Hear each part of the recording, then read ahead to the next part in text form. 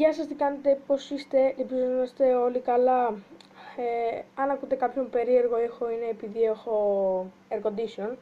By the way, όλοι πηγαίνετε να κάνετε εγγραφή για να φτάσουμε τους 200 συνδρομητές. Άμα φτάσουμε 200 συνδρομητές θα βγάζω πιο ζουμερά spoilers. Μην χάνουμε άλλο χρόνο, όμως πάμε στο βίντεο.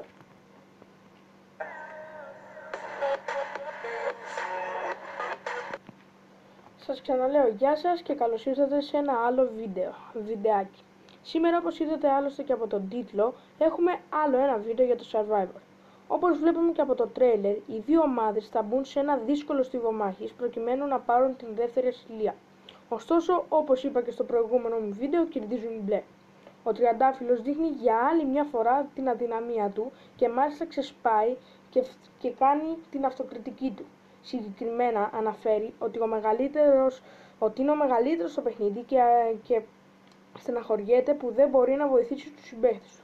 Μάλιστα αναφέρει ότι για να δυναμώσει η ομάδα θα πρέπει να φύγει.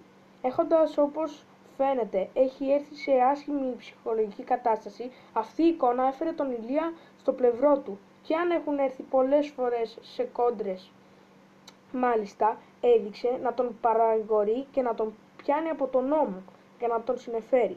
Μετά από την πληγή του Αλέξη Παπά από τους συμπαίχτες του από την ψηφοφορία, ο Σάκης θα επιλέξει ανάμεσα σε Ηλία και Ασημακόπουλο. Ο Σάκης εκτιμάει πάρα πολύ τον Ηλία σαν παίχτη και τον θεωρεί πολύ δυνατό. Έτσι δεν υπάρχει περίπτωση να τον δώσει. Έτσι τρεις υποψήφοι είναι Αλέξη Παπάς, Τριαντάφυλλος και Ασημακόπουλος. Πολύ πιθανό να δούμε να αποχωρεί ο Αλέξης, καθώς δεν έχει τη στήριξη του κόσμου.